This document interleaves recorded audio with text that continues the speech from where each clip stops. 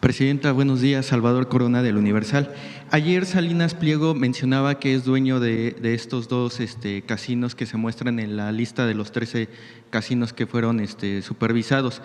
Saber si van a implementar una denuncia directamente en cuestión a los dueños de estos casinos y cuáles serían los 11 restantes, Presidenta.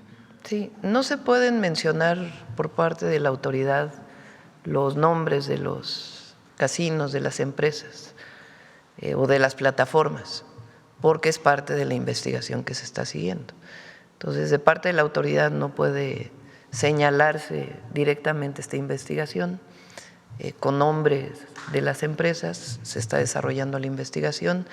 Por ley, de todas maneras, tiene que presentarse la denuncia cuando hay presunto lavado de dinero a la Fiscalía General de la República, ese es parte del procedimiento, y se va a seguir informando del trabajo que se realiza con esto que se identificó, que son los 13 casinos identificados, muchos de ellos de plataformas digitales y de otras investigaciones que se siguen haciendo. Presidenta, ¿sería esto formar parte de la iniciativa que están preparando, reforma de ley para endurecer las medidas a los casinos? ¿Cuál sería el objetivo principal? Actualizar la ley. Hoy se hacen muchísimas apuestas de manera digital. Existen los casinos físicos, a donde va a hacer apuestas las personas, todos tienen que cumplir una normatividad, pero ahora ya hay muchísimos, lo ven ustedes anunciado en muchísimas redes sociales, televisión, etcétera, muchos casinos digitales. Entonces, la normatividad para los casinos digitales pues tiene que actualizarse, porque cuando se hizo la ley no existía de la manera que existe hoy esta manera de apostar. Entonces, tiene que regularse, porque si no se presta justamente al lavado de dinero.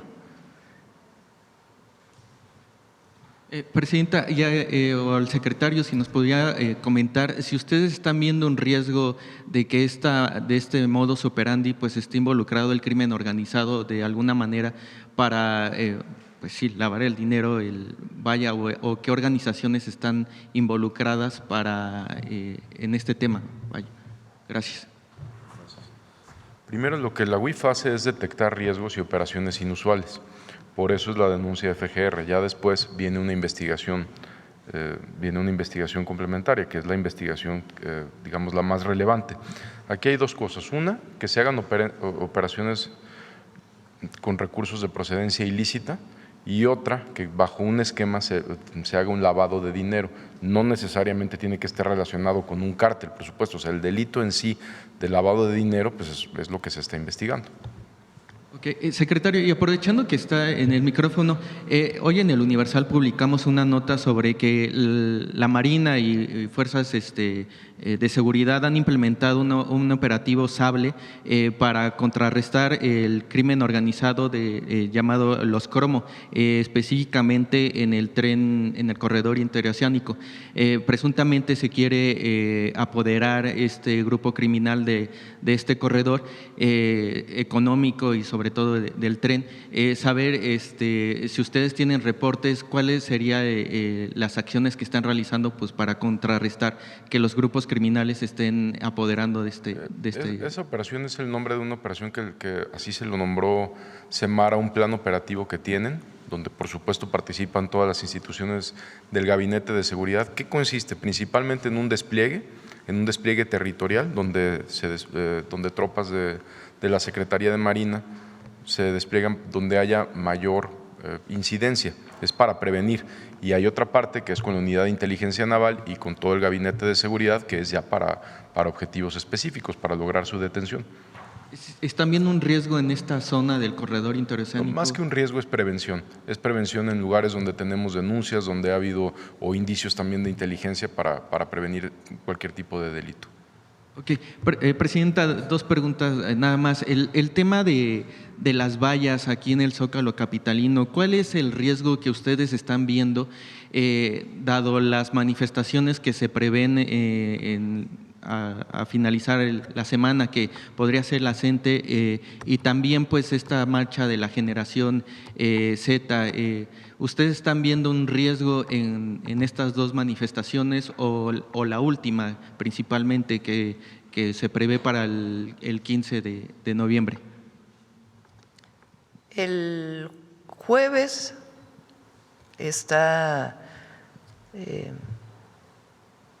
recibimos información de que un grupo de profesores de la CENTE, de maestros de la CENTE, querían manifestarse y bloquear el Palacio Nacional. Ustedes vivieron la última vez que eso ocurrió. Golpearon reporteros, en fin, hubo pues acciones violentas que a lo mejor no eran de los maestros, sino de algunos provocadores, pero pues lo que buscamos es evitar eso. Segundo, también recientemente vieron estos bloques negros que no necesariamente son de las manifestaciones, sino que se insertan en las manifestaciones y utilizan distintos artefactos para quemar. Entonces, nosotros tenemos una responsabilidad de cuidar el Palacio Nacional. Es un monumento histórico, es un símbolo de nuestro país, y para evitar que haya un bloque de este tipo que utiliza la violencia frente a la policía, para proteger incluso a la propia policía, que en la última manifestación resultó con elementos quemados, que hace varios años, cuando hubo una manifestación también supuestamente de mujeres, digo supuestamente porque en realidad era un grupito que utilizaba artefactos con fuego y que prácticamente quemó a 2 policías mujeres, afectando su salud. Afortunadamente no sobrevivieron, pero nosotros no queremos que haya violencia y que sea la policía quien enfrente a una situación de este tipo.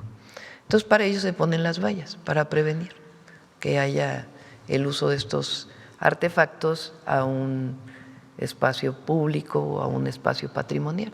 Entonces, es mejor poner las vallas a que haya un enfrentamiento que ponga en riesgo la vida de alguna persona. Entonces, ese es el objetivo de las vallas. Se ponen desde hace mucho tiempo a partir pues de que aparecen estos grupos que utilizan artefactos peligrosos y fuego. Entonces, ese es el objetivo, proteger pues la vida de las personas. Es mejor que haya una valla cuando se sabe que va a venir o hay una probabilidad muy alta de que vengan estos grupos, sea promovidos por quienes se manifiestan o que lleguen infiltrados a provocar. Entonces, es mejor así y proteger la vida de las personas. Ese es el objetivo.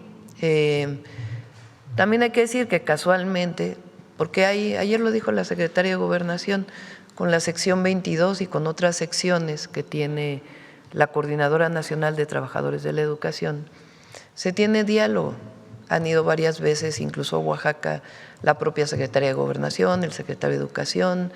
Hay muchos apoyos que se han dado, no solo a los maestros, sino a los niños y a las niñas de Oaxaca, a petición de los profesores de Oaxaca.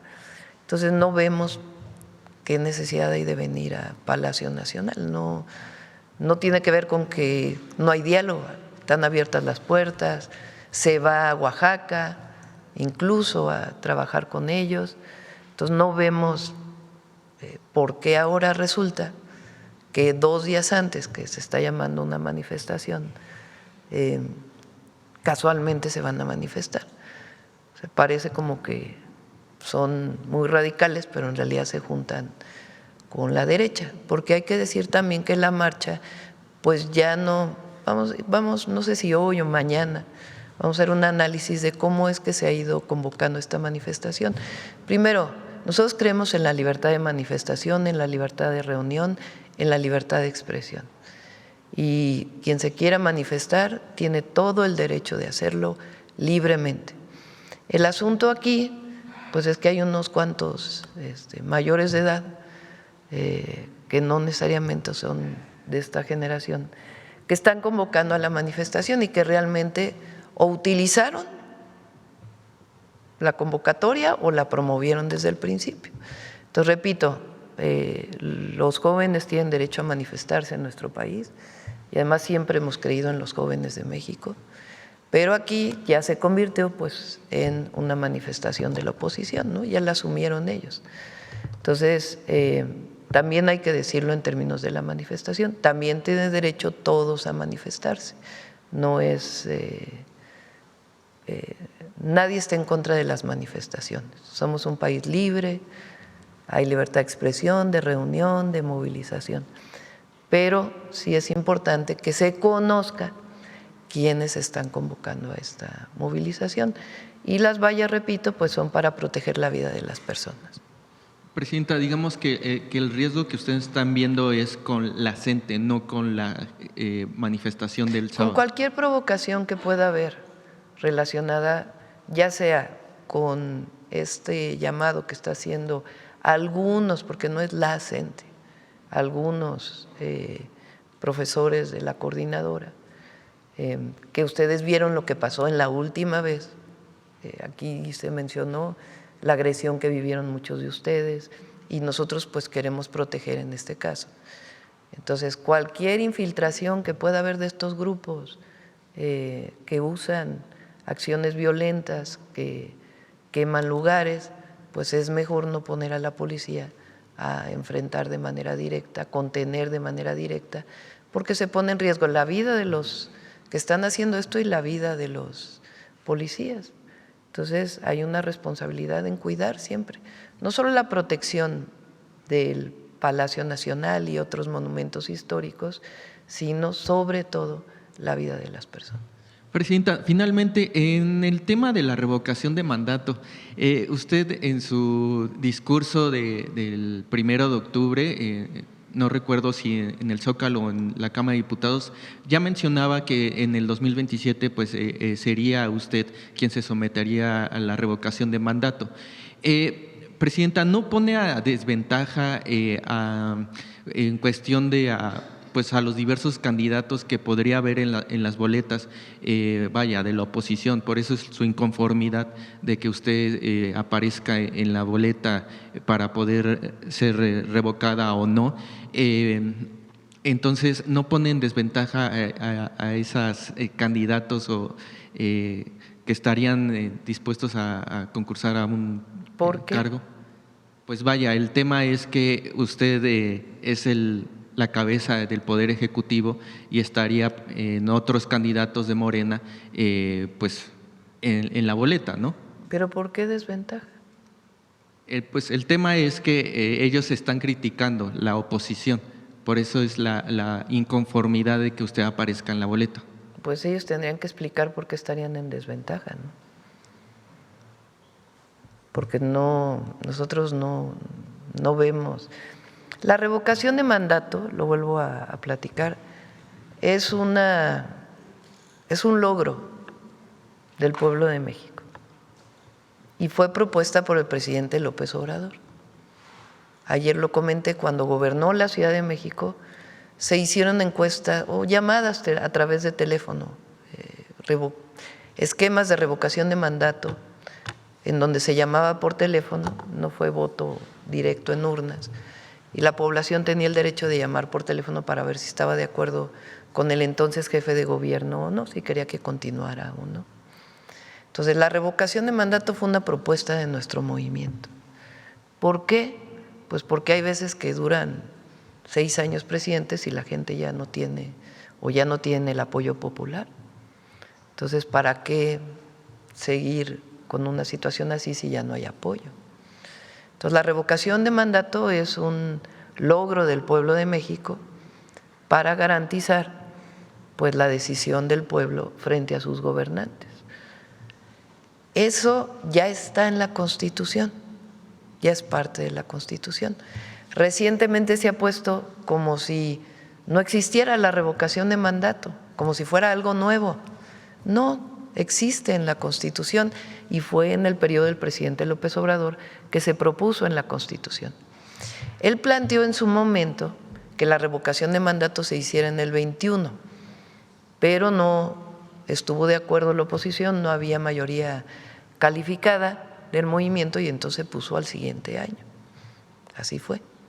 Entonces, yo lo planteé que fuera en el 27, los diputados recientemente plantearon que más allá de la reforma electoral que se va a proponer, que hubiera una iniciativa para ponerlo en el 27. Yo lo que dije es bueno que haya debate sobre esto, que no se apruebe en 2 días, sino que haya un debate, como lo que planteas. A ver, ¿por qué la oposición dice que va a estar en desventaja? ¿No? Dicen que ya cada vez hay menos apoyo popular a la presidenta. Entonces, ¿por qué va a haber desventaja?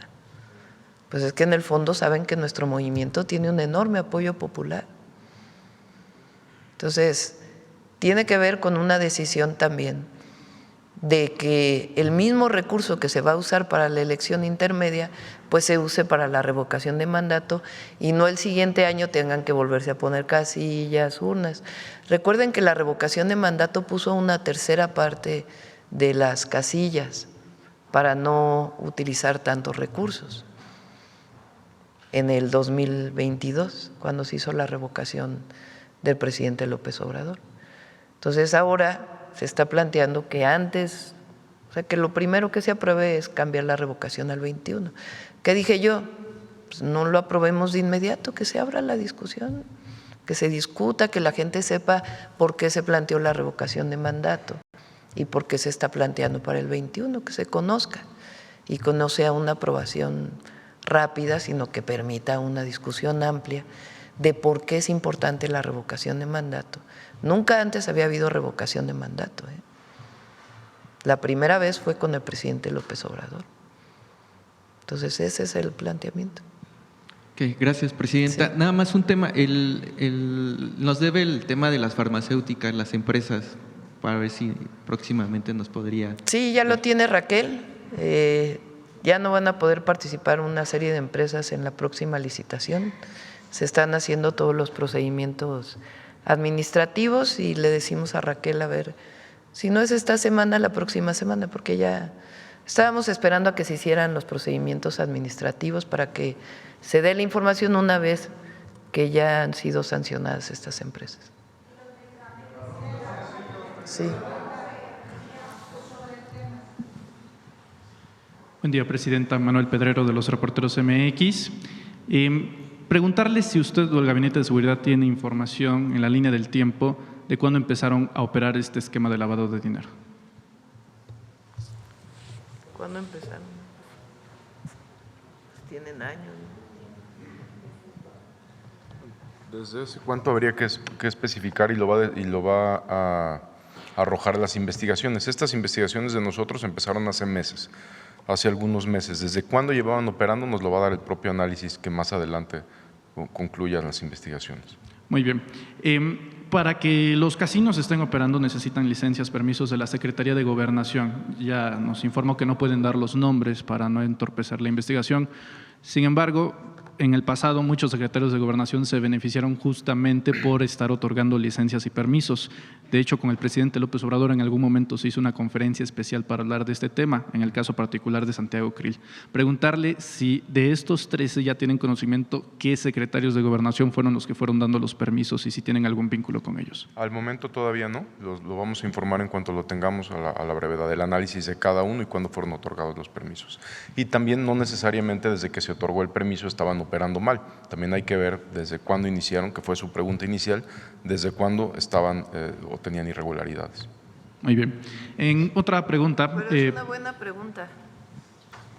Es una muy buena pregunta. ¿Desde cuándo se otorgaron a estos 13 establecimientos los permisos? Entonces, sí, lo vamos a informar. ¿Y en qué gobierno se los dio? Sí, ¿y en qué gobierno? Muy bien. Bueno, voy a hacer un poquito de malabar con la pregunta debido a que no pueden dar información. Sin embargo, en el video apareció que se usaron a estudiantes engañados para que estos casinos pudieran operar a través del esquema de lavado de dinero. Una investigación del periodista Máximo Allende se filtró a través del portal Subjetivo una serie de documentos confidenciales de Grupo Salinas del 2023 en las que establecen en estos documentos la adquisición de jóvenes a través del programa Jóvenes Construyendo el Futuro. En una primera instancia, pues es un acto de incongruencia y de hipocresía el estar utilizando la televisora para atacar sistemáticamente a los programas sociales y después hacer uso de ellos. Eso es una primera instancia. De hecho, hay videos institucionales que remarcan el uso del programa, pues nada más de circulación interna, y afuera atacando el propio programa en sí. Sin embargo, pues son estudiantes, al final de cuentas, los que también forman parte de ese esquema.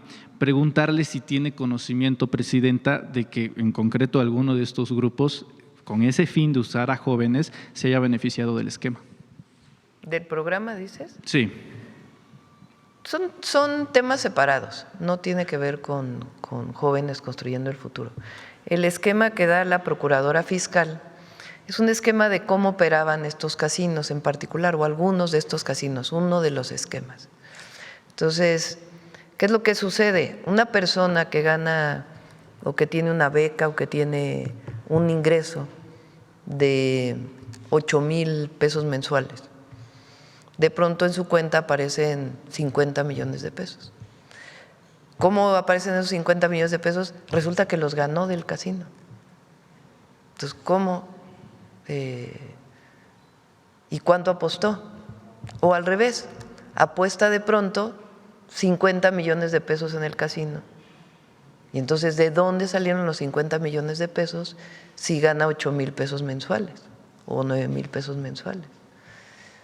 Entonces, muchas veces, y esa es la investigación que se sigue haciendo, se suplanta la identidad, la persona ni siquiera sabe y de pronto le aparece dinero y luego ya no está el dinero en su cuenta.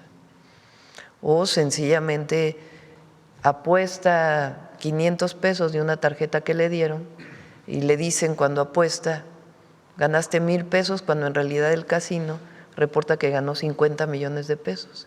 Entonces, todo el restante lo manda al extranjero y después lo regresa a través de esquemas de blanqueo. Son algunos de los múltiples esquemas de lavado de dinero que está encontrando la UIF.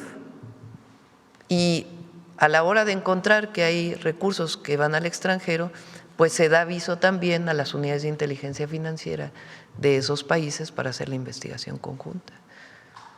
Justo, permítame separar esa parte, justo para que no se mezcle.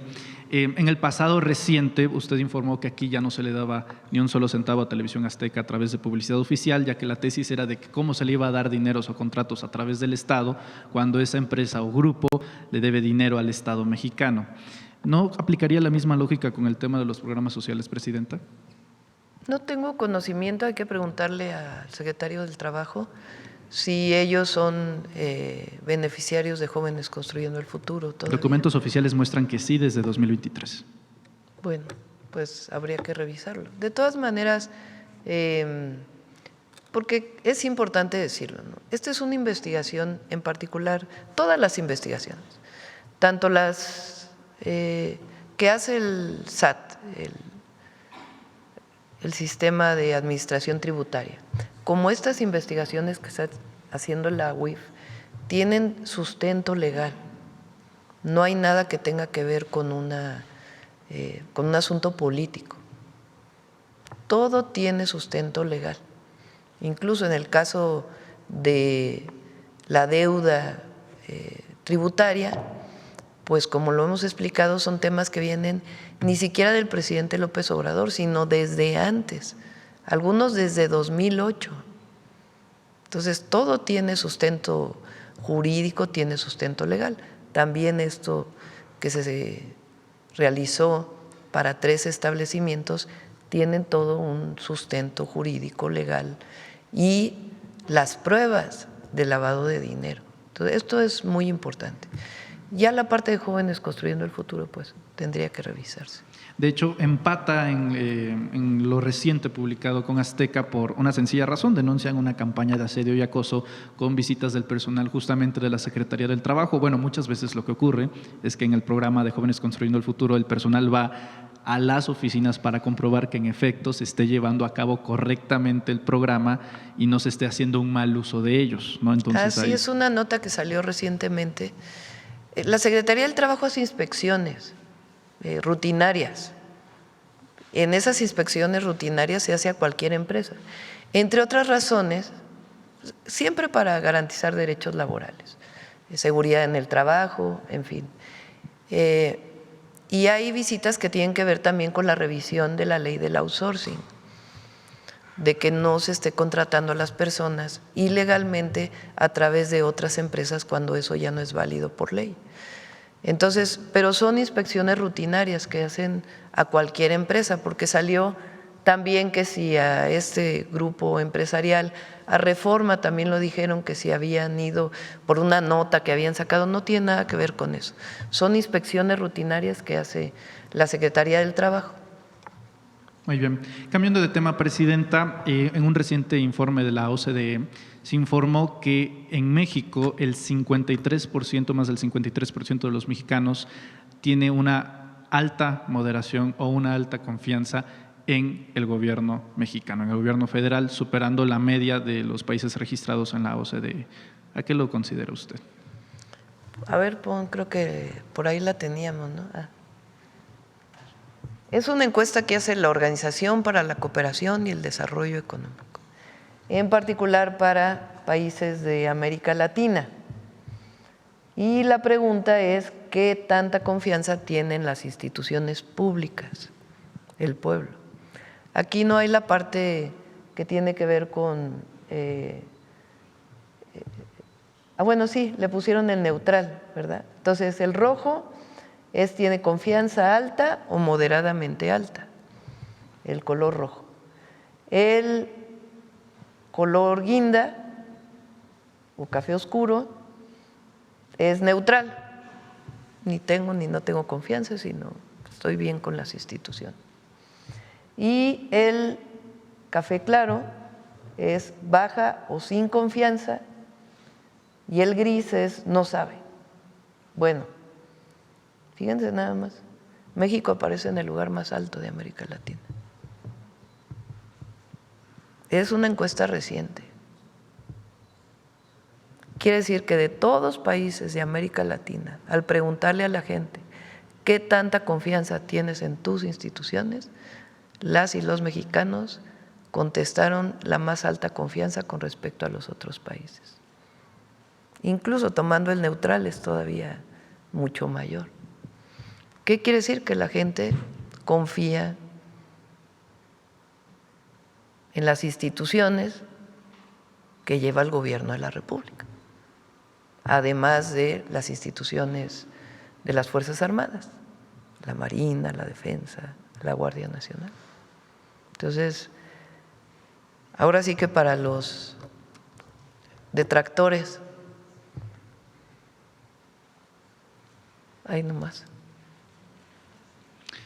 No sé si nos pueda compartir información sobre el máximo histórico que registra el IMSS sobre los empleos, Presidenta. Creo que andaba en el orden de los 22.700.000. Ayer salió a ver también, no sé si lo tienen. Tenemos ahí siempre preparado.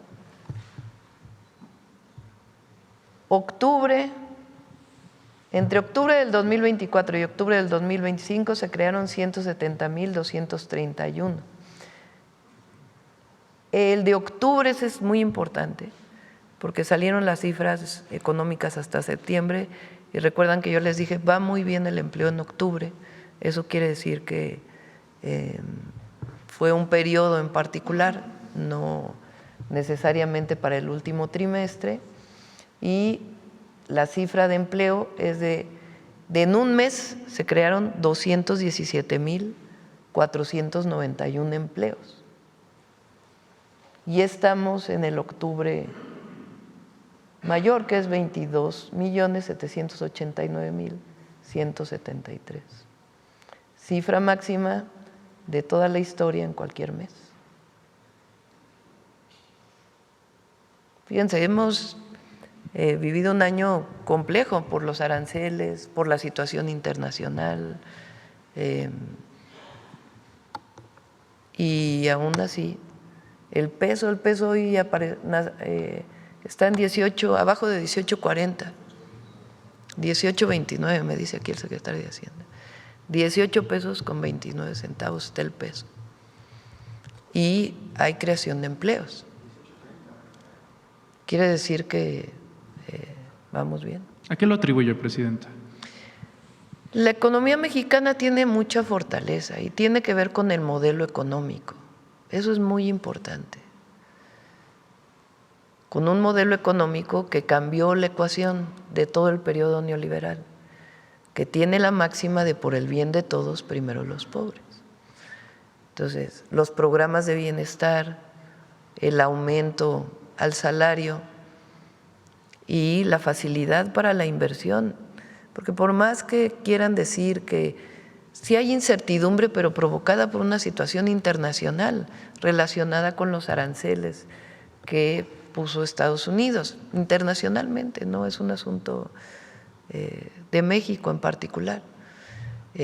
Pero en esa condición hay mucha inversión. Recuerden que el primer semestre del año fue el mayor en inversión extranjera directa de todos los años y sigue habiendo mucha inversión y confianza en nuestro país. Entonces va a seguir habiendo confianza en México.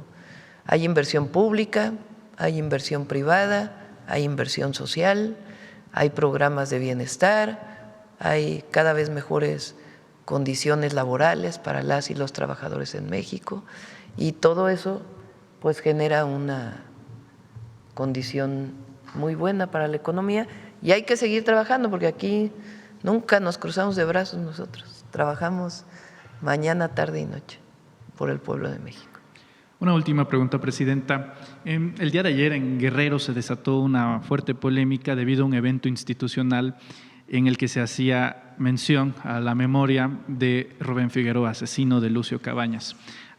Una batalla que ha librado siempre la 4T ha sido la batalla cultural en torno a la reivindicación de ciertos personajes, pero también la condena de otros para la memoria histórica.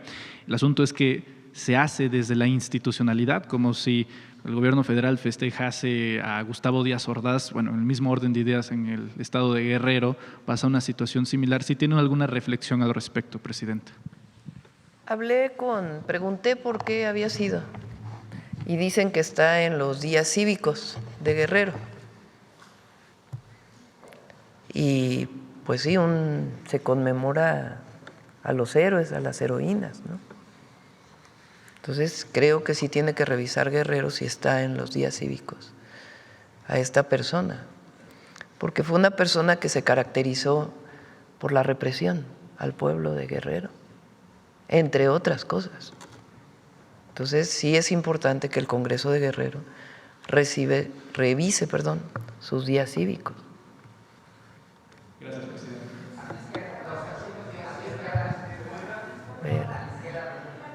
A ver aquí el compañero. Gracias, presidenta. Bueno, primero le quisiera preguntar un tema del Mundial, con motivo de la presentación que se hizo el pasado lunes. Tuvimos la oportunidad de entrevistar al presidente de la Comisión de Turismo en el Senado, Eugenio Segura, y nos decía que Cancún, el aeropuerto de Cancún, es el único aeropuerto que tiene acceso a las 16 sedes, vuelos directos de las 16 sedes de los partidos hacia Cancún. Pero no solo eso, es la posibilidad de que quien visite a México con motivo del Mundial en esa región del país, pues se interne dentro de la región maya y dentro de la península. Saber si hay algún plan de cara al Mundial para que quienes lleguen a la IFA o lleguen al aeropuerto de la Ciudad de México, pues no solo vayan a los estadios, sino vayan a visitar Teotihuacán o vayan a comer barbacoa Hidalgo. ¿Hay algún plan, presidenta? Sí, hay rutas turísticas vinculadas con la llegada de turistas al Mundial. Eso es lo que vamos a presentar, ya sea la próxima o hasta la otra semana. Hay dos temas que queremos presentar. Uno, lo que van a hacer las ciudades sedes, la Ciudad de México, Guadalajara y Monterrey, que es importante que se conozca y que están trabajando los gobernadores y presidentes municipales para ello. Y también todo lo que estamos preparando alrededor del Mundial.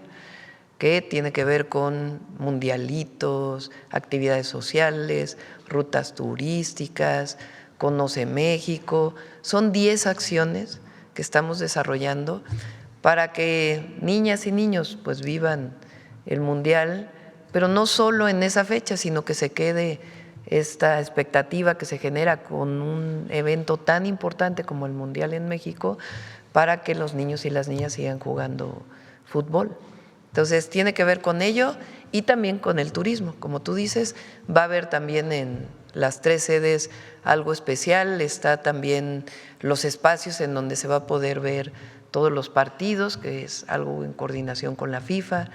Entonces sí va a ser un momento, porque queremos que no solamente lo vivan quienes van al estadio o quienes tengan la televisión de paga para poder ver los partidos, sino que haya la oportunidad para que pueda todo el que quiera hacerlo ir a ver los partidos del Mundial. Son 5.5 millones de turistas los que se esperan y en Cancún, bueno, en esa región, en la península hay un tren, el Tren Maya, ¿no? Que te puede llegar. El Tren Maya es parte de las rutas turísticas, los hoteles del Mundo Maya son parte de las rutas turísticas, pero no solo, también están pueblos mágicos, son varias actividades que ya vamos a presentar. Muy bien, perdón, no me presenté. Máximo Allende de Subjetivo. Preguntando sobre el tema de revocación de mandato, a usted el pasado 7 de abril de 2022, el INE la censuró. No podía usted hablar de la revocación de mandato a favor o en contra. No solo usted, todos los titulares de los ejecutivos estatales, el Ejecutivo Federal, los partidos políticos. Lo cual resulta absurdo, Presidenta, si la persona a la que se le está imputando una revocación de mandato, pues que no pueda defender su gobierno, pues es ridículo. En América Latina han existido ya procesos revocatorios. Hacer la revocación fuera del periodo de elección intermedio tiene un costo de más de 1.600 millones de pesos, el equivalente a construir… No, más. Puede ser hasta más. Ahora la del Poder Judicial, pues fueron, ¿qué? 7,000 millones al final, ¿no? Casi 8,000 millones de pesos. En aquellos días el INE argumentaba que, derivada de la inercia de la capacitación electoral, el 70% de una elección, el costo es la capacitación electoral. Decían en aquellos días que, aprovechando la inercia del 21, en el 22 pues se reciclaron muchas de las personas que estaban como funcionarios. Lo cierto es que es caro hacer una revocación fuera del periodo. Justamente la iniciativa de Alfonso Ramírez Cuéllar para pasarlo al 27, pues permitiría ahorrarse ese dinero, pero mi pregunta particular es, Presidenta, si usted considera que también debería el titular del Ejecutivo, los partidos políticos, toda la sociedad mexicana, pues debatir si se revoca o no el mandato de la persona, en este caso, pues su mandato, Presidenta. Ya está en la Constitución, eso ya, digamos, ya no está a discusión si se hace o no revocación de mandato. Lo que se planteó es que se haga en el 27 en vez de en el 28.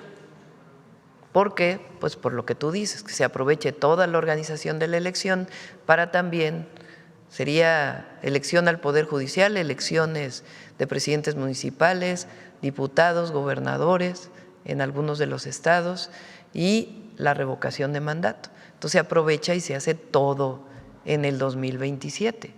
Claro que tiene que organizarse muy bien y definir cuáles son las características. Entonces, por eso mi planteamiento de que lo proponen los diputados para avanzar en este periodo, esa aprobación. Y lo que planteé es, a ver, que no se aprueben 2 días, 3 días, sino vamos a que se abra un debate en el país de todo lo que planteas, no solamente el término de cuánto le cuesta al pueblo de México, porque le cuesta al pueblo de México hacer en otro año la revocación de mandato, sino cómo se realiza. Eso es parte de lo que debe debatirse y nosotros reivindicamos que exista la revocación de mandato y que la gente diga a la mitad del periodo quieren que siga la presidenta o no quieren que siga la presidenta. Sí. Es muy sano para el país. Incluso en 2022 hasta periodistas y, bueno, personas no servidoras públicas, organizaciones civiles fueron sancionadas por el INE en este acto de censura que emprendieron en 2022, no solo en contra del presidente López Obrador, sino en general de algunos personajes que se posicionaban a favor o en contra de la revocación. Entonces sí es un caso que como dice, debería de ser estudiado. Ahora, si me lo permite, por último, Presidenta, solo para ahondar sobre este tema de las becas de jóvenes construyendo el futuro. En Subjetivo publicamos efectivamente esta semana un documento de Grupo Salinas que da cuenta de que se benefició con más de 4,280 becas del programa Jóvenes Construyendo el Futuro. No solo Televisión Azteca, sino Banco Azteca y las otras entidades, las otras empresas que integran este consorcio. Son el equivalente a 153 millones de pesos pagados por el Estado mexicano entre el salario mínimo y el seguro social que se le da a los jóvenes. Y todo bien, ¿no? Las empresas, de hecho, es la idea que puedan ofertar. Dice este documento, Grupo Salinas ofertó más de 12,000 espacios para becarios desde 2019 y hasta 2023. Insisto, todo bien, la idea es que pues los jóvenes se vinculen a una empresa y luego puedan quedarse a trabajar ahí o adquieran experiencia. El problema radica, Presidenta, en que dice Salinas Pliego el día de ayer en un video, pues que son parásitos los que están en el gobierno por cobrar impuestos, pero parásito también sería, pues, o más parásito sería el criticar e hipócritamente criticar a un programa. Esto lo digo también a colación de lo que dijo Javier Alatorre, que sugirió que el muchacho que ultimó a Carlos Manso era beneficiario del programa, lo cual es total dolosamente falso. Lo mismo respaldado por su patrón, por su jefe Salinas Pliego. Entonces hicimos esta investigación, damos cuenta de las 4,280 becas de las que se benefició el Grupo Salinas, un equivalente de los 77,000 millones de pesos que se dice debe, pues ya le regresamos en salarios 153 millones de pesos en becas. Preguntarle, Presidenta, si usted consideraría que en los programas sociales, particularmente este que se otorga a las empresas, pues queden fuera las empresas que tienen créditos fiscales, es decir, las empresas que no pagan sus impuestos, pues que no puedan acceder a este tipo de programas. Vamos a separar la respuesta, ¿no? Lo primero, este grupo dice que lo que hace el gobierno tiene un sentido político en contra del Grupo Salinas, ¿no? Lo ha dicho muchas veces. Bueno, si tuviera un sentido político, ¿por qué Jóvenes Construyendo el Futuro también está en este grupo? Es decir, no hay ningún planteamiento de que este programa para beneficio de los jóvenes, porque no es para beneficio de las empresas, es para beneficio de los jóvenes, esté ahí. Eso es lo primero, la mejor demostración de que no hay un asunto político, sino jurídico, legal. Repito, porque se habla de Estado de Derecho cuando se quiere y cuando no, no. Estado de Derecho quiere decir cumplir con todas las obligaciones, no hacer trampa para pagar impuestos. Estado de Derecho quiere decir que si tienes un casino, pues tiene que estar dentro de la ley. Estado de Derecho quiere decir que todos cumplamos con la ley, la autoridad en primer lugar y también el individuo y también las personas morales. Personas morales son empresas. Entonces, todos tenemos que cumplir con la ley. Entonces, esto no tiene nada que ver con un asunto político. Quien lo politizó realmente fue él. Ahora, si queremos debatir políticamente, vamos a debatir políticamente y vamos a seguir contrastando los dos proyectos de nación que se plantean. Los dos proyectos de nación que se plantean es uno que critica a todos aquellos que reciben becas o pensiones de los programas de bienestar, porque dice que no se lo merecen, que no han trabajado, que deberían de trabajar para ganar esos recursos. Esa visión, que es en realidad de todos aquellos que políticamente están en contra nuestra y en contra de lo que representamos, que no quieren los programas de bienestar. No les parece que el pueblo de México tenga derecho a los programas de bienestar. Ellos piensan que el adulto mayor que recibe una pensión es un flojo, lo dijo en su momento Fox. Parásitos, dice Salinas. Parásitos. Imagínense decirle a una adulta, a un adulto mayor, que ha dado su vida por su familia, por su comunidad, por el país, por la patria, decirle parásito. Entonces, ellos consideran que los programas de bienestar no deberían existir. En la campaña el PRIAN dijo que apoyaba los programas de bienestar, terminó la campaña y dijeron: nunca hemos estado de acuerdo con los programas de bienestar. Bueno, hay personas que además públicamente dicen que no están de acuerdo con los programas de bienestar y se benefician de ellos. Vimos a Cuadri cómo fue a pedir su tarjeta de adulto mayor, y a muchos otros, Madero, en fin, muchos otros, que públicamente dicen que están en contra y luego van y se benefician de ello. Y dicen, bueno, es que es universal y está en la Constitución. Bueno, pero si estuvieras en contra, tendría que haber cierta congruencia.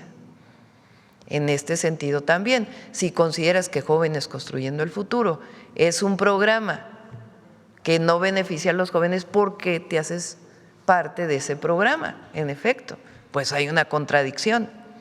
Pero lo que está en el fondo son los dos proyectos de nación.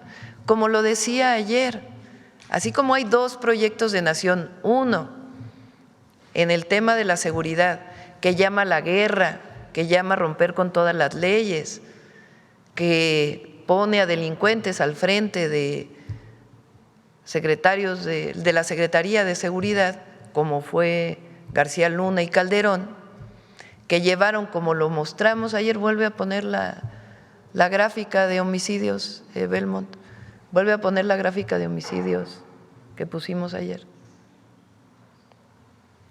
Así como hay quien defiende que la mejor estrategia fue la de Calderón y la de Peña Nieto, y que no muestra el daño que le provocó a la nación y al pueblo de México, pero que además no tuvo resultados porque aumentaron los homicidios. Ese es un proyecto que tiene que ver con la reivindicación de estar fuera de la ley, incluso con el permiso para matar, porque eso es la guerra, permiso para matar. Una persona que declara la guerra contra el narco pone al frente de esa guerra a un personaje que se beneficia del narco,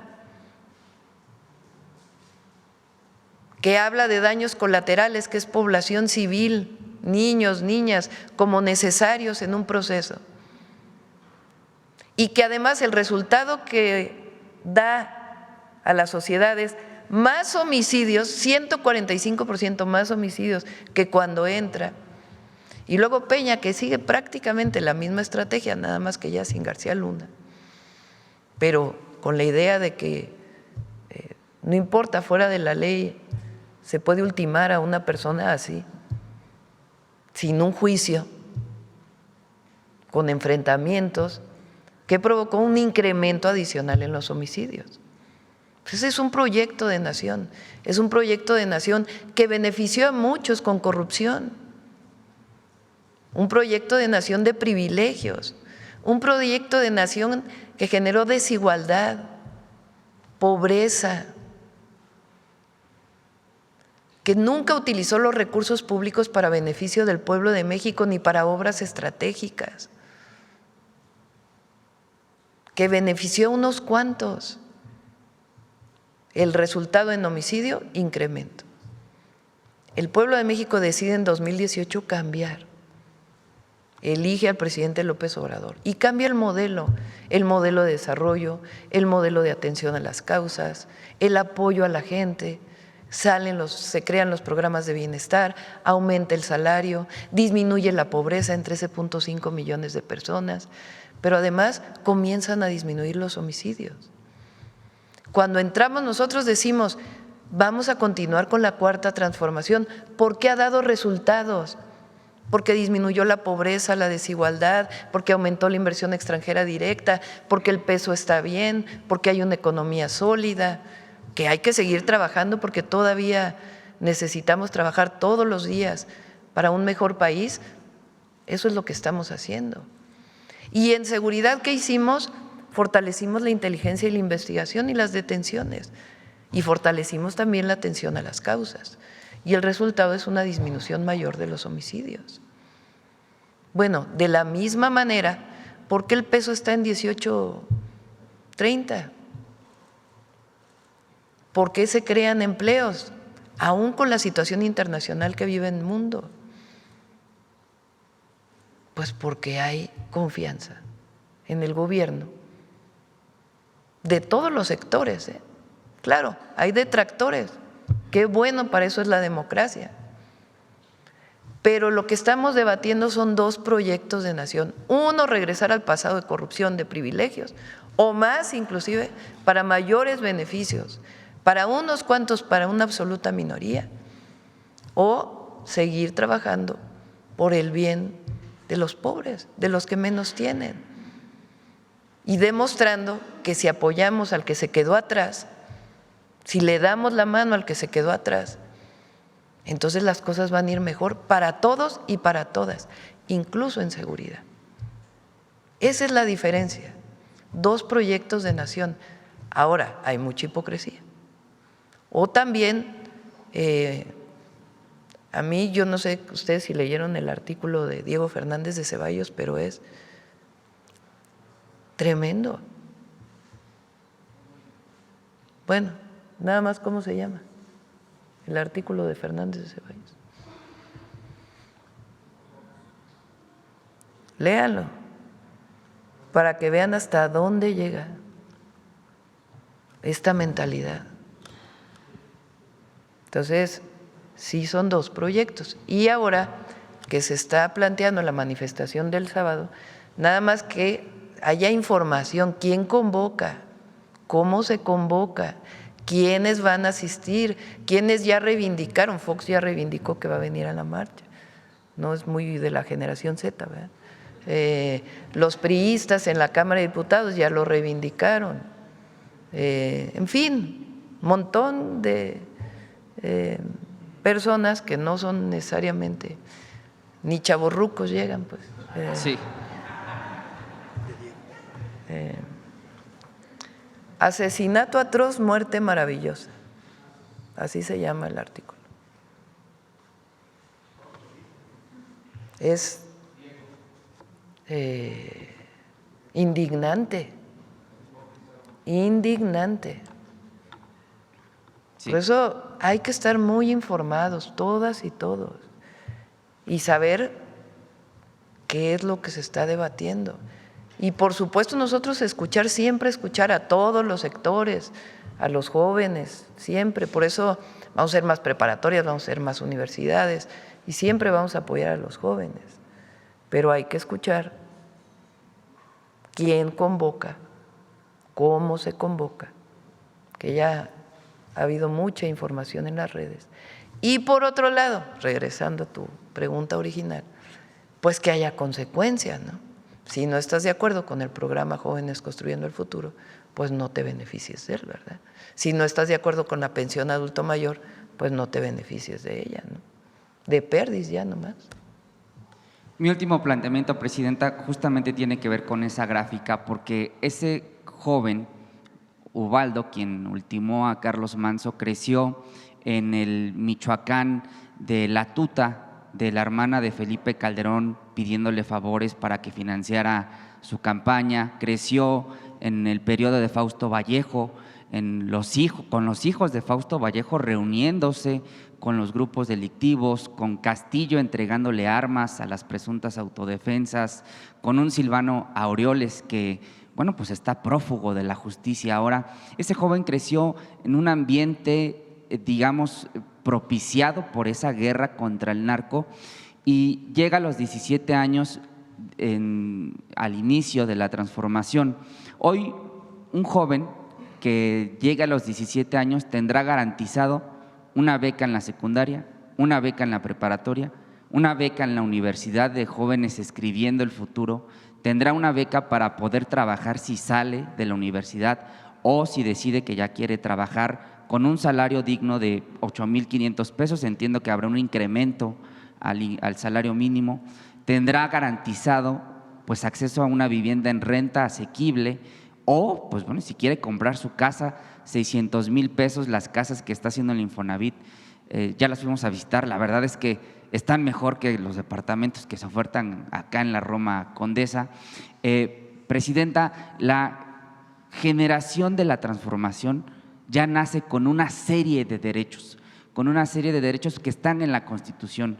Yo quisiera preguntarle si a la par, usted decía, adelantaba que iba a presentar quienes han convocado a esta marcha, ¿no? Las cuentas. Vicente Fox claramente ya no creo que haya mucho colágeno en esas rodillas, pero lo cierto es que esta generación Z sí nace, sí crece con una gama de derechos. Preguntarle, Presidenta, si usted reforzaría pues esto que están haciendo de tequios, murales. A los jóvenes les gusta congregarse, les gusta compartir, les gusta ser parte de un grupo, de alguna agrupación. No necesariamente tiene que ser de un grupo delictivo, sino pues que se reúnan entre ellos, y lo que hacen con las jornadas de paz pues es maravilloso. Entonces, preguntarle si reforzaría eso, no solo en Michoacán, sino en toda la República. Y por otro lado, preguntarle también si a la par de la información que pueda dar de la generación, de la presunta generación Z, pudiera usted compartirnos, hacer un informe del Gabinete de Jóvenes, pues de qué derechos, qué becas, qué accesos, qué beneficios, ahora, pues no sé si beneficios, derechos es la palabra, se tienen para los jóvenes que están desde la secundaria y en algunas entidades como Ciudad de México, desde la cuna se llama el programa, desde que naces tienes el respaldo del Estado mexicano. Y más, porque nosotros, esta canción que se hizo viral, que hizo una joven ahí en Jalisco y que se hizo muy viral, el de hay que construir más preparatorias que queden cerca de la casa y que cuando salgan de la secundaria se vayan directo a la preparatoria, que es un discurso que yo hago en un mitin. Es que eso es lo que queremos, que no falten escuelas para los jóvenes y que en efecto cuando salgan de la secundaria no tengan que moverse tantos kilómetros, tantas horas para poder ir a la preparatoria. Entonces, además de lo que ya existe, de la beca Benito Juárez, de los apoyos que se dan de más universidades, de las universidades Benito Juárez, de Jóvenes Construyendo el Futuro, queremos construir más escuelas y que en la escuela también haya deporte, que haya cultura y que estén cerca de donde viven los jóvenes. No queremos que los jóvenes, yo pregunto en los mítines, ¿qué es mejor? ¿Que los jóvenes estén en la calle o en la escuela? Pues todos obviamente contestan, en la escuela. Durante todo el periodo neoliberal se dejaron de construir escuelas.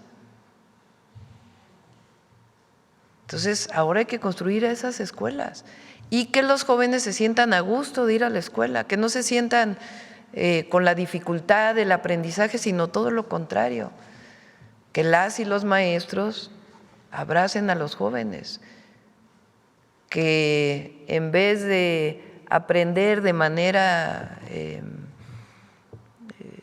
esquemática, de memoria, sea un proceso de aprendizaje distinto, en donde el joven de 16 años o el adolescente de 16 años se sienta reconocido, sea parte de un grupo, que se sienta parte de una comunidad, que de por sí esa edad tiene sus complicaciones naturales de la edad. Pasas de ser niño a ser adulto, es ese periodo complejo para todo el ser humano. Bueno, que en ese periodo el Estado esté cerca de los jóvenes. Entonces, ya existen muchos derechos que antes no existían.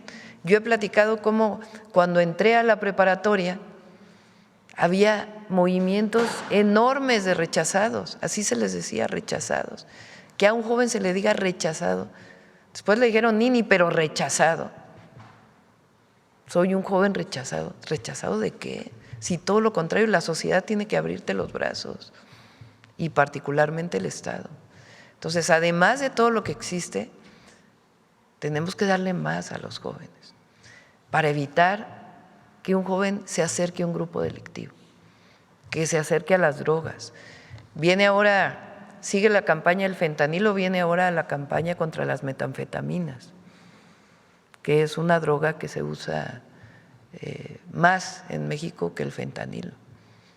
Entonces, todo eso y parte de las jornadas de paz que se hacen desde el Instituto de la Juventud, desde las escuelas, vamos a continuar con ello, desde pequeños hasta que puedan tener un empleo con un salario digno. Gracias, presidenta. Bueno, vamos. A ver, ¿quién? A ver, vamos con la compañera y atrás luego la otra compañera. Y luego Carlos, si quiere. Muchas gracias, presidenta. Jimena Mejía, de Grupo Imagen. Consultarle, ayer el secretario de Educación informó en el Senado que el Gobierno federal prepara una reforma al sistema de superación magisterial para que sean los propios maestros quienes definan el nuevo esquema de plazas, promociones, ascensos y reconocimientos. Mario Delgado adelantó que va a desaparecer la unidad del sistema para la carrera de las y los maestros. ¿Con esto esperan que los maestros estén satisfechos con sus demandas y evitar estos megaparos y plantones que haya? La reforma educativa de Peña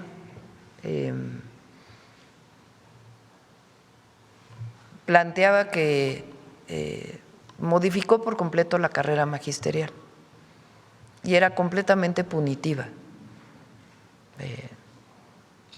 Y nunca se consultó a los maestros realmente, vino de fuera. Cuando llega el presidente López Obrador, echa la mayor parte de la reforma educativa para atrás y sobre todo la parte que tiene que ver con la basificación de los maestros. Y entonces hace casi 1 millón de bases, basifica casi 1 millón de maestras y de maestros. Aún así, las maestras y los maestros, más allá de su representación sindical, dicen que hay todavía temas en lo que se llama la UCICAM, que es el esquema de la carrera magisterial, con la que no están de acuerdo, como por ejemplo la movilidad de una escuela a otra y otros temas que han planteado. Ahora que fue el 15 de mayo, modificamos el esquema de movilidad dentro de la UCICAM, pero yo me comprometí a que ese esquema de la UCICAM iba a desaparecer. ¿Qué lo va a sustituir? Lo van a decidir las maestras y los maestros. ¿Cómo? Con una consulta desde las escuelas. A todas las maestras y maestros los vamos a consultar. No se va a decidir nada desde el gobierno y tampoco solamente con las organizaciones sindicales, sino desde abajo. ¿Qué opinan las maestras y los maestros? ¿Cómo debe ser la carrera magisterial? Pues si alguien debe opinar, pues son las maestras y los maestros, no una visión desde fuera de cómo deben ser las cosas. Entonces, este proceso lo vamos a llevar a cabo a partir de enero del próximo año en una consulta abajo, con todas y todos los maestros, y que ahí nos digan pues cuáles son las necesidades y qué es lo que opinan de cómo debe darse este proceso.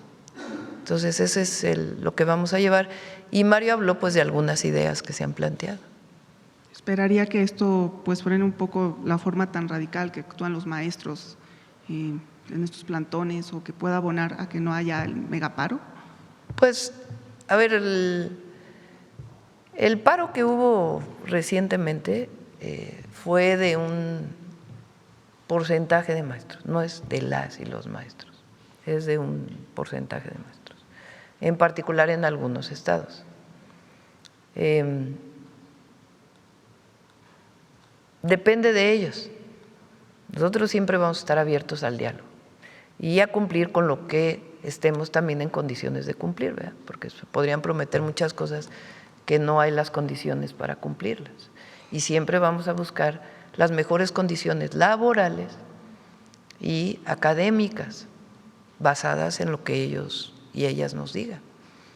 Entonces, es una visión completamente distinta. Hay que recordar también que con la reforma… ¿Por qué no pones ahí a Claudia X González otra vez? ¿Cómo fue aquella ocasión y la represión que hubo contra los maestros? Porque se impuso una reforma educativa en contra de la opinión de la gran mayoría de los maestros. Y nosotros no, nosotros actuamos distinto. nosotros consultamos y trabajamos con las y los maestros y se cumple en la medida en que sea posible. Eso es delincuencia organizada, queridos amigos. Están organizados para delinquir. No trafican quizá droga, trafican con el dinero nuestro y con el futuro de los niños. Y eso, en mi opinión, es tan grave como traficar drogas. Son unos pinches delincuentes y hay que intervenir. 2 días después, y no es autoritarismo, es Estado de Derecho. 2 días después vino la represión en Nochistlán. Digo, para recordar la historia, ¿no? Y cómo no somos lo mismo. No somos lo mismo. Ok, Presidenta, consultarle. Se aprobó recientemente el presupuesto de egresos de la Federación y con ello los diputados aprobaron un incremento en sus propias percepciones anuales. Pues esto está en contraste a la política de austeridad y parece que sí hay consenso en las bancadas para estos aumentos. ¿Usted haría un llamado al bloque de las bancadas de la 4T a la austeridad, a poner el ejemplo realmente? Ya depende de los diputados, ¿no? El pueblo de México sabe lo que pensamos. El gobierno, los legisladores deben estar en la justa medianía. Y los recursos de la gente, pues son de la gente. Entonces, yo no considero que deba haber privilegios. Entonces, y que el poder es humildad, siempre. Es lo que nos da la cercanía con la gente, con el pueblo. Y asumir las responsabilidades cada uno que nos corresponde. Pero bueno, ya depende de los diputados. Y por último, Presidenta, ayer trascendió la posibilidad de que el exgobernador de Veracruz, Javier Duarte, pueda recibir su libertad anticipada. Se aplazó esta audiencia para el próximo 19 de noviembre. ¿Tiene alguna opinión sobre esta posibilidad? Ayer pregunté, me mandaron una nota de que él que está por cumplir su sentencia. Eso es lo que me informaron. Y no tengo conocimiento si tiene algún otro proceso abierto o no. Pero lo que me informan es que pues está por cumplir su condena que fue hace tiempo, más allá pues de la sanción moral y ética que tenga la sociedad. Le agradezco. Sí. A ver, quede con la compañera. Gracias, Presidenta. Celsin Juárez, de noticiasdefrente.com. Presidenta, conocer su opinión sobre lo que publicó el diario londinense The Economist ayer sobre que México se ha vuelto un lugar menos peligroso bajo su mandato. Destaca detenciones e incautaciones de armas, aunque también afirma que queda muchísimo por hacer en un país profundamente lastimado por el crimen organizado. Menciona además que su gobierno está probando una actitud diferente contra el crimen y la violencia. Yo creo que se refieren a los programas sociales, el atender las causas. Pero también se pregunta si su gobierno podrá reconstruir las instituciones de seguridad que han estado por mucho tiempo coludidas con el crimen y romper el control que mantienen grupos criminales en algunos estados en este sexenio. Presidenta, ¿qué opina sobre este artículo y qué responde a lo que pregunta? La Guardia Nacional es una institución que se está consolidando, pues distinto a lo que era la Policía Federal. Es una institución nueva que forma el presidente López Obrador y que tiene que consolidarse.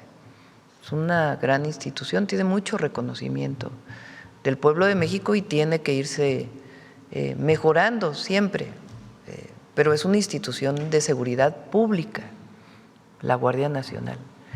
Ahora estamos creando dentro de la Secretaría de Seguridad y Protección Ciudadana pues una formación de lo que son agentes de investigación que estén vinculados con el Sistema Nacional de Inteligencia e Investigación. Eso no existía antes.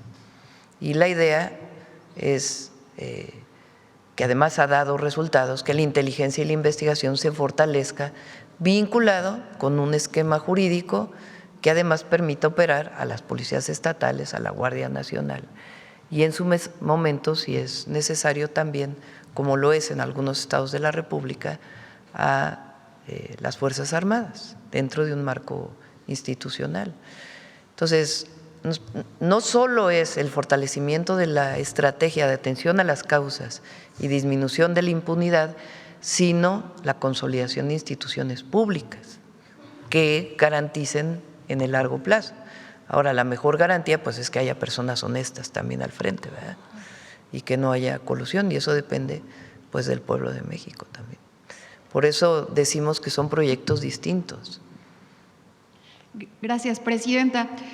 También preguntarle si además de blindar el Estado, de cuidar a la población, de sellarlo, como ayer lo mencionaba el general secretario, las Fuerzas Armadas tienen como objetivo algunas detenciones de ciertos líderes del crimen organizado. La pregunta porque ayer se publicaron algunas notas donde se afirmaba que van con el objetivo de ciertas capturas. No sé si usted me puede responder o el secretario. Omar, en el plan Michoacán. Sobre si vamos por objetivos claros. Sí. Sí, por supuesto, sí hay líderes, algunos que cuentan con órdenes de aprehensión, otros que están en proceso de obtenerse estas órdenes de aprehensión. Lo primero en una estrategia o plan como el de Michoacán en materia de seguridad es identificar quiénes son los generadores de violencia. Eso se hizo previamente en el Gabinete de Seguridad. Hay algunas detenciones que se han realizado y sí tenemos definido a quién hay que detener. ¿Nos podría decir, informar de quiénes se trata, secretario? Bueno, hay algunas que por obvias razones pues no valdría la pena, es como alertarlos, ¿no? Pero, pues, bien, gracias. Sí. Presidenta, a propósito de lo que mencionó hace un momento, le respondió un compañero, también preguntarle su postura y su opinión ante estos dichos del expresidente Vicente Fox, que afirmó en un video que en esta lucha de la oposición por sacar a Morena del poder, Carlos Manzo ya hizo la mitad. Así lo mencionó, así tal cual, como si un asesinato pues cobarde era lo que hubieran estado esperando para de esta manera atacar al gobierno, y que la otra mitad, así también lo refiere en su video, pues ya le corresponde a la oposición. ¿Qué opinión tiene de estas declaraciones de un expresidente que además se difunde en sus redes sociales? Bueno, a mí me parece terrible. Es como el artículo de Diego Fernández de Ceballos. Y sí vale la pena, porque nosotros hablamos de que nosotros somos humanistas por encima de todo. Y esta visión es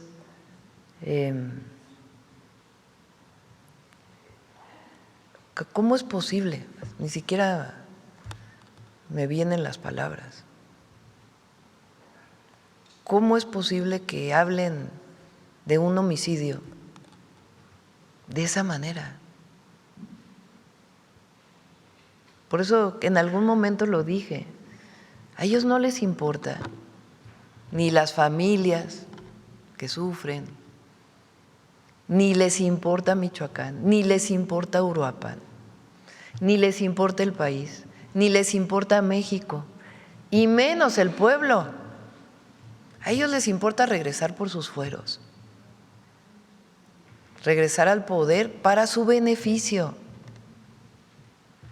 Eso es lo que está en el fondo.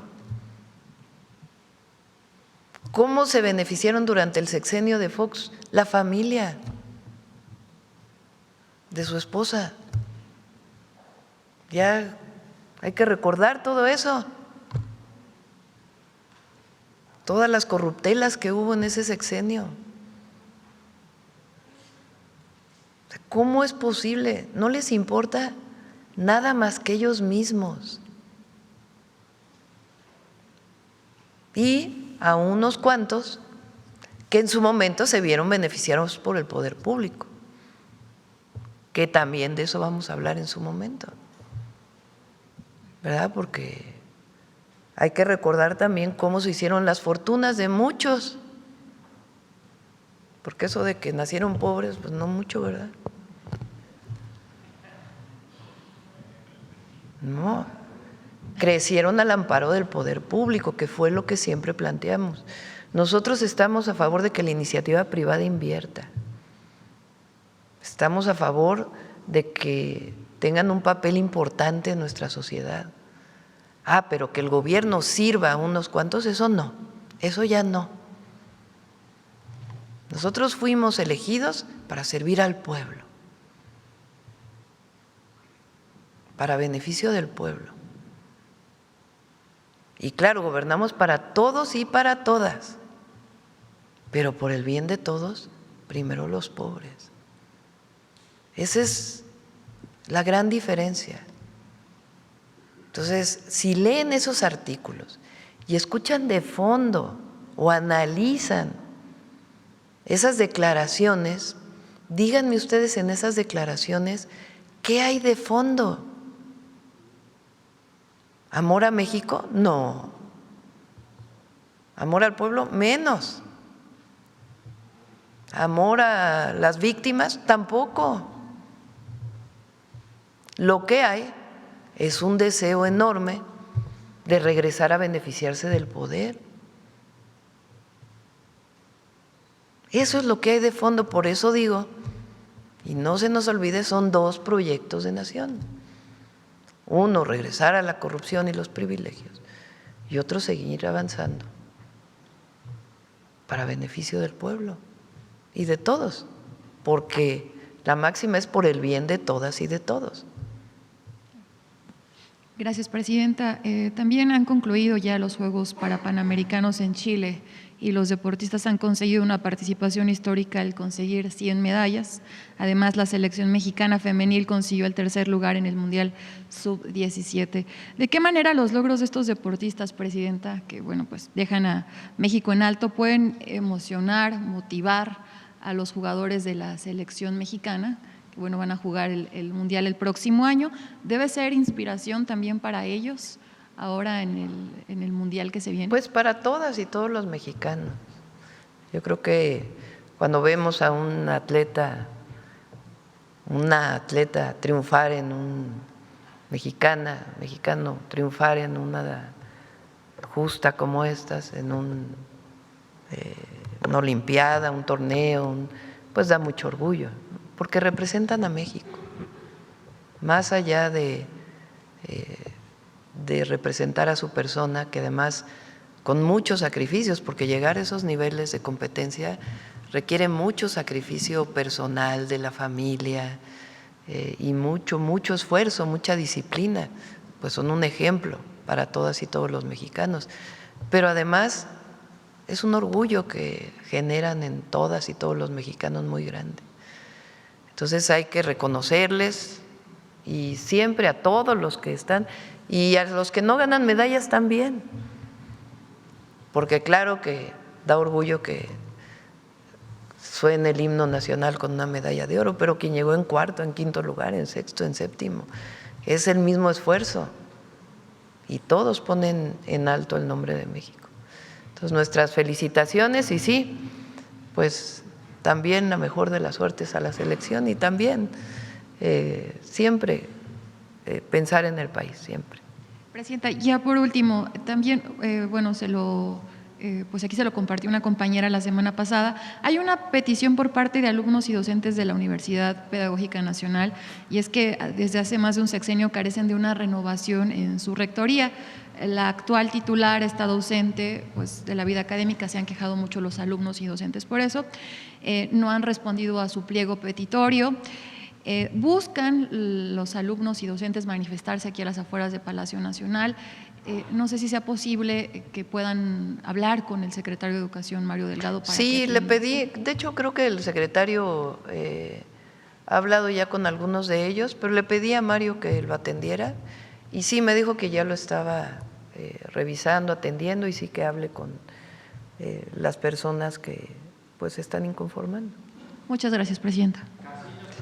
Yo creo que ya cerramos temprano hoy, mucha información.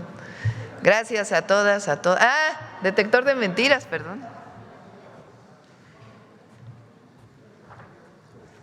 Con su permiso, presidenta, buenos días a todos y todas. Como ha ocurrido desde que se aprobó el presupuesto de egresos de la Federación en 2019, En este año también han circulado mentiras señalando falsos recortes al presupuesto de 2026 en diversos sectores como salud, seguridad y educación. Estos recortes, por supuesto, no existen, al contrario, hay incrementos. Por otro lado, diversos comentócratas han señalado que existe censura y con su propia enunciación desacreditan su dicho. Veamos el video del detector de mentiras de esta semana.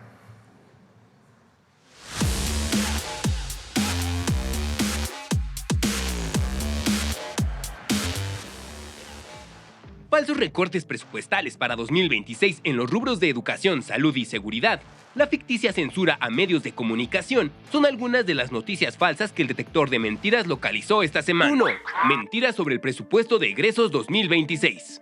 Entre el 3 y el 10 de noviembre, en 10 medios de comunicación se publicaron hasta 104 notas y columnas de opinión sobre el presupuesto de egresos 2026, de las cuales 17, es decir, el 16%, contenían afirmaciones falsas que fueron reproducidas en redes sociales y medios electrónicos. A. Recorte a salud. Aprueban el presupuesto de egresos, el cual va a recortar fondos a seguridad, salud y al campo, y luego como si nada, Menos dinero a los institutos nacionales de salud y hospitales de especialidad. Morena les recortó, les pasó tijera, 10,000 millones de pesos en comparación con 2024. ¡Mentira! Según datos de la Cámara de Diputados, el presupuesto de egresos 2026 contempla para la salud un total de 965.662 millones de pesos, un incremento en términos nominales de 84.203.2 millones de pesos, es decir, 5.8% mayor en términos reales con respecto al presupuesto de 2025. Para 2026, los institutos nacionales de salud, los hospitales y la Comisión Coordinadora de Institutos Nacionales de Salud de la Secretaría de Salud tendrán un aumento de 12.94% con respecto al presupuesto que recibieron en 2025. B. Recorte a seguridad. A seguridad, que es la Secretaría de Seguridad, ¿sí? Le quitan 18.6%. Ahí tenemos seguridad. En comparativo con el de este año se le reduce el 18%. ¡Mentira! El presupuesto de egresos 2026 contempla para los asuntos de orden público y de seguridad interior un incremento de 11.120 millones de pesos, lo que equivale a 17.6% más en términos reales para 2026. C. Recorte a educación. ¡Mentira! El presupuesto de educación para 2026 proyecta un total de 1.1 billones de pesos, un aumento real de 3.4% respecto a 2025, lo que representa el 4% del Producto Interno Bruto. Este presupuesto incluye incrementos en becas y programas sociales. 2.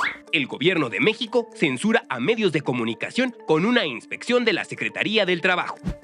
Llegó personal de la Secretaría del Trabajo y Previsión Social, se presentaron en nuestras instalaciones y es una estrategia más para censurar la libertad de expresión. Entre el 3 y el 10 de noviembre se pudo encontrar 4 columnas de opinión y notas informativas sobre las inspecciones de la Secretaría del Trabajo a un par de medios de comunicación. Los 4 contenidos noticiosos aseguraban falsamente que se trataba de un ejercicio de censura y no de una inspección.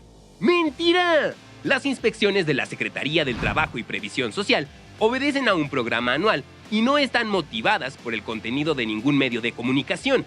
Sus revisiones se basan únicamente en 3 criterios: denuncias recibidas, estrategias preventivas y lo establecido en la Ley Federal del Trabajo.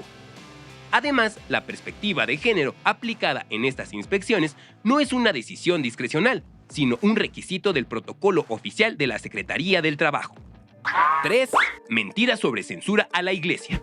Ahora resulta que Morena también quiere controlar hasta lo que diga y haga la Iglesia. Un monitoreo realizado entre el 3 y el 10 de noviembre localizó 10 columnas de opinión y notas informativas sobre una iniciativa de reforma a la Ley de Asociaciones Religiosas y Culto Público. Los 10 contenidos noticiosos incluían desinformación sobre un presunto esfuerzo para censurar a la Iglesia y a los ministros de culto. ¡Mentira! La iniciativa de ley no busca censurar. En el texto se mantiene el derecho de las asociaciones religiosas a participar en medios de comunicación, siempre que respeten los principios del Estado laico y la no discriminación. La iniciativa pretende regular los medios de comunicación en redes sociales y plataformas digitales operados por ministros de culto para que estos medios se sujeten a los lineamientos emitidos por la Agencia de Transformación Digital y la Secretaría de Gobernación, con el fin de garantizar derechos digitales, la neutralidad de la red y prevenir discursos de odio. 4. El gobierno de Estados Unidos intervendrá en México. Se está planteando una irrupción territorial en México. Es horrible esto porque sí, podríamos ver agentes de la CIA o en una de esas hasta militares o marines o algo en territorio mexicano, pues, no se descarta. ¡Mentira! En la mañanera del pueblo del 4 de noviembre, la presidenta Claudia Sheinbaum señaló que no va a ocurrir una intervención en México por parte de fuerzas estadounidenses. Destacó que existe un entendimiento en seguridad desde el 3 de septiembre con el gobierno de Estados Unidos, acordado con el secretario de Estado de dicho país, Marco Rubio, el cual contiene 4 principios: respeto irrestricto a la soberanía e integridad territorial, responsabilidad compartida, confianza mutua y colaboración coordinada sin subordinación.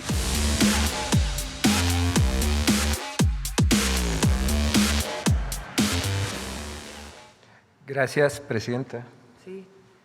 Solamente sobre el tema de la ley de ministros de culto, que no viene completo. No es una propuesta del gobierno, es una propuesta de algunos diputados, pero no es una propuesta nuestra. Sí es importante que se aclare. Sí. No ni siquiera la hemos revisado aquí en el gobierno, entonces no. ¿A dónde? ¿Es hoy? Sí, ¿verdad? Sí, sí voy a ir. Sí. Han sido muchas cosas esta semana. Vamos a Campeche y a Tabasco. Vamos solo al sureste en esta ocasión. Vamos a… Ya está, recuerdan que habíamos anunciado el Plan Campeche, que tiene que ver con apoyo a la producción de arroz, de leche. Ya está listo, ya incluso se van a dar los primeros apoyos.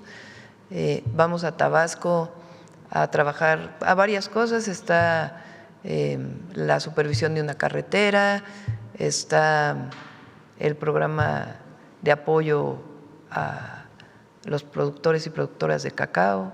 Son varias. Vamos también a las últimas entregas de la pensión Mujeres Bienestar. Entonces vamos a Campeche y a Tabasco. Sí, vamos a ir. Vamos a ir espero que me dé tiempo de dar otra vuelta por todo el país. Gracias a todas y a todos. Le mandamos felicitaciones desde aquí, cariñosas, de aquí a Palenque. Un abrazo. Es mañana, sí, es mañana. ¿Sabe de la gira que se dice que el presidente tiene una gira para presentar su libro? ¿Usted sabe algo? No tenemos ningún conocimiento de ello. ¿Cómo van las ventas de su libro? Ya, vamos. Gracias.